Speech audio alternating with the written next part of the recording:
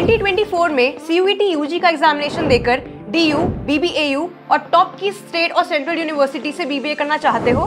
क्या रहता है CUET यूजी का examination pattern, eligibility criteria, date, application fees और क्या है वो सिंपल सी टिप्स और ट्रिक्स जिसके थ्रू आप बेटर प्रिपेयर कर सकते हो BBA के लिए, CUET यूजी के लिए? ये सभी है अगर आपके क्वेश्चंस, तो BBA फंडास बाय सनस्टोन का आज का वीडियो होने वाला है आपके लिए बहुत ही इन्फॉर्मेटिव, क्योंकि हम डिटेल में डिस्कस करने वाले हैं 2024 में BBA में एडमिशन लेने के लिए CUET यूजी का overview.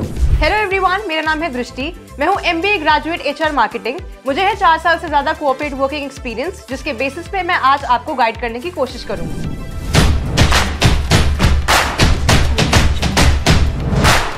CUET UG common university entrance test undergraduate students, ये एक all India level entrance examination है जिसे नेशनल टेस्टिंग एजेंसी साल में एक बार कंडक्ट करती है। 2022 में 9.6+ लाख स्टूडेंट्स अपीयर करे थे इस एग्जामिनेशन के लिए, जो नंबर बढ़ के पहुंचा 19+ लाख 2023 में।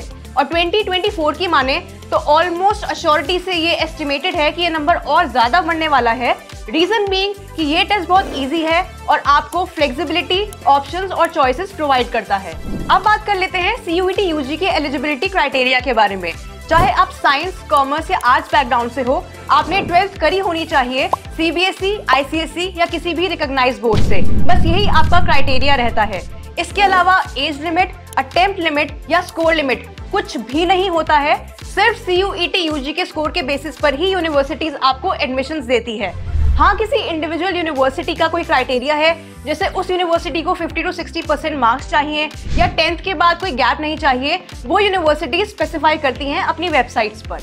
अब अगर हम बात करें टॉप यूनिवर्सिटीज की, तो यहाँ पर 42 पब्लिक यूनिवर्सिटीज, 19 प्राइवेट यूनिवर्सिटीज और एक पब्लिक प्राइवेट कॉलेज एक्सेप्ट करता है CUET यूजी को BBA के लिए। अगर मैं एग्जांपल दूं तो दिल्ली यूनिवर्सिटी, जिसका फीस रहता है 30 to 50,000 पर ईयर, और बाबा साहेब भीमराव अंबेडकर यूनिवर्सिटी, जिसका फीस रहता है 25,000 पर ईयर। इसके अलावा और भी टॉप सेंट्रल यूनिवर्सिटीज जैसे गुजरात, आंध्र प्रदेश, हरियाणा, हिमाचल, जम्मू, झारखंड, कर्नाटका, केरला, MP ये भी एक्सेप्ट करती हैं इस एग्जामिनेशन को।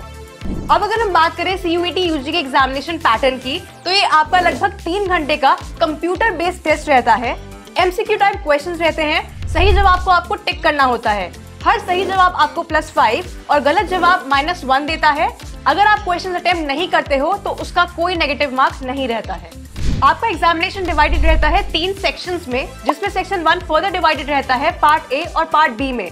पार्ट A में आपको 13 लैंग्वेजेस में से एक कम से कम चूज करनी होती है, जैसे English, Hindi, Urdu, Bengali, Punjabi, Assamese etcetera. आपके 50 क्वेश्चंस रहते हैं, 40 आपको अटेम्प्ट करने रहते हैं। 45 मिनट्स आपको इस सेक्शन के लिए मिलते हैं। यहाँ पे अगर हम पार्ट B की बात करें तो आपको चॉइस मिलता है 20 लैंग्वेजेस में से। अब ये सेक्शन या ये पार्ट मैंडेटरी नहीं है, ऑप्शनल है और यूजुअली उन स्टूडेंट्स के लिए होता है जो लैंग्वेज कोर्स के लिए ऑप्ट कर रहे हैं। यहाँ पे आप जितनी भी लैंग्वेजेस चुनते हो उसके हिसाब से आपको 45 मिनट्स मिलते हैं। 50 क्वेश्चंस रहते हैं, 40 आपको अटेम्प्ट करने रहते हैं। अगर हम बात करें सब्जेक्ट्स की, तो English, comprehension, reading, grammar, books, authors, इस तरीके के एरियाज कवर होते हैं। सेकेंड सेक्शन में आपके रहते हैं 27 डोमेन बेस्ड सब्जेक्ट्स, जैसे accounts, physics, chemistry, maths, economics, biotechnology, जिसका सिलेबस बेस्ड होता है 12th की NCERT पर। तो यहाँ पे इस सेक्शन के लिए आपको अलग से कोई प्रिपरेशन करने की जरूरत नहीं होती है। बोर्ड्स के साथ ही आपकी प्रिपरेशन ऑटोमेटिकली हो जाती है। अगर हम बात करें नंबर ऑफ क्वेश्चंस की, तो अगर आपके एग्जाम में 40 क्वेश्चंस आते हैं तो आपको अटेम्प्ट करने रहते हैं 35। अगर आपके 50 क्वेश्चंस आते हैं तो आपको अटेम्प्ट करने रहते हैं 45।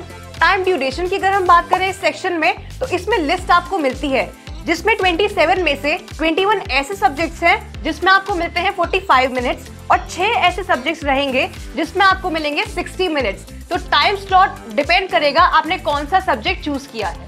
सेक्शन 3 की अगर हम बात करें तो वो रहता है आपका जनरल टेस्ट, जिसमें आपके general knowledge, current affairs, aptitude, numerical ability, logical reasoning जैसे सब्जेक्ट्स रहते हैं। आपको मिलते हैं 50 to 60 मिनट्स ये वाला सेक्शन सॉल्व करने के लिए। और क्वेश्चंस की अगर हम बात करें तो 60 क्वेश्चंस रहते हैं और आपको 50 अटेम्प्ट करने रहते हैं।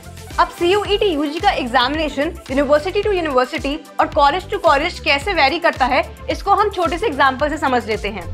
दिल्ली यूनिवर्सिटी की बात करें तो सेक्शन 1 कंपलसरी होता है A या B पार्ट में से चूज करना। सेक्शन 2 की बात करें तो मैथमेटिक्स या अप्लाइड मैथमेटिक्स मैंडेटरी रहता है, जो डोमेन बेस्ड सब्जेक्ट्स वाला सेक्शन रहता है। और सेक्शन 3 आपका जनरल टेस्ट भी मैंडेटरी रहता है। इसको कंपेयर करें बाबा साहेब भीमराव यूनिवर्सिटी से, तो मैंडेटरी रहता है सेक्शन 1 का पार्ट ए और जनरल टेस्ट। तो यहाँ पे आपका मैथमेटिक्स या अप्लाइड मैथमेटिक्स मैंडेटरी नहीं रहता है। और BBAU ये भी स्पेसिफाई करता है कि अगर आप जनरल कैटेगरी के स्टूडेंट हो तो 50% मार्क्स मैंडेटरी हैं, और अगर आप नॉन जनरल कैटेगरी के स्टूडेंट हो तो 45% मार्क्स आपके 12th में मैंडेटरी हैं। तो इस तरीके से यूनिवर्सिटीज में डिफरेंस आ जाते हैं, यूनिवर्सिटीज इन्हें स्पेसिफाई भी करती हैं। चलिए अब जान लेते हैं कि BBA के लिए CUET UG का टेंटेटिव टाइम टेबल क्या रहता है। आपकी एप्लीकेशन फॉर्म की बात करें तो फरवरी 1st वीक तक ये एप्लीकेशन फॉर्म निकल जाता है। रजिस्ट्रेशन की बात करें तो ये आपका रहता है फरवरी 1st वीक से मार्च एंड वीक तक, लास्ट वीक तक। एप्लीकेशन करेक्शन विंडो, अगर आपसे एप्लीकेशन फॉर्म भरने में कोई मिस्टेक हो गई हो, कोई गलती हो गई हो, करेक्ट करना है, तो उसका आपका टाइम फ्रेम यूजुअली रहता है April 1st week. Examination city slip, मतलब आप कौन सी सिटी में आपको एग्जामिनेशन देना है, उसका नॉलेज आपको हो जाता है 2 weeks prior to the examination. Admit card आपका यूजुअली 1 वीक पहले पता चल जाता है निकलने वाला है। और टेंटेटिव डेट की बात करें इस बार एग्जामिनेशन की, तो वो हो सकता है रहे आपकी 15 to 31 मई 2024। अगर हम बात करें एप्लीकेशन फीस की, तो ये डिपेंड करता है कि आप कितने सब्जेक्ट्स चूज कर रहे हो इस टेस्ट में अपीयर होने के लिए, कितने सब्जेक्ट्स को फॉर्म में टिक कर रहे हो। तो अगर आप जनरल कैटेगरी के स्टूडेंट हो और 3 सब्जेक्ट्स तक चूज कर रहे हो तो आपको देने पड़ते हैं 750। अगर आपने 7 सब्जेक्ट्स तक चूज किए हैं तो आपका फीस रहता है 1500, और अगर आपने 10 सब्जेक्ट्स तक चूज किए हैं तो आपका फीस रहता है 1750। रिजर्व कैटेगरी की बात करें तो आपका फीस रहता है 700 up to 3 subjects, 1400 up to 7 subjects, 1650 up to 10 subjects. और SC, ST, third gender etcetera के लिए आपका फीस रहता है 650, 1300, 1550 रिस्पेक्टिवली। 3 छोटी और यूजफुल टिप्स की अगर मैं बात करूं तो पहली टिप आपकी रहेगी कि जब आप एप्लीकेशन फॉर्म भर रहे हो तो कम से कम 4 से 5 यूनिवर्सिटी सिलेक्ट करिए अपने बैकअप के लिए। दूसरी टिप की अगर मैं बात करूं तो जब भी आप मॉक पेपर सॉल्व करते हैं तो इंश्योर कीजिए 10 सेकेंड रूल अप्लाई करने का।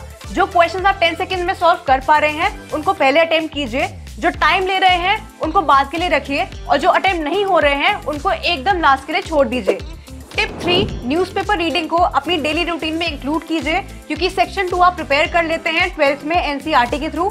सेक्शन 1 और सेक्शन 3 के लिए बून रहता है न्यूज़पेपर रीडिंग। तो आई होप आज के वीडियो के बाद 2024 BBA CUET UG के लिए आप बेटर प्रिपेयर्ड रहेंगे। आपके डाउट्स और क्वेरीज यहाँ पर रिजॉल्व हुए होंगे। अगर आपको ये वीडियो पसंद आया है तो वीडियो को लाइक शेयर जरूर करें, चैनल को सब्सक्राइब करें, अपने डाउट्स और क्वेरीज कमेंट बॉक्स में मेंशन करें। हम ट्राई करेंगे आने वाली वीडियो में उनको रिजॉल्व करने के लिए। मैं मिलूंगी आपसे नेक्स्ट वीडियो में, तब तक के लिए टेक केयर।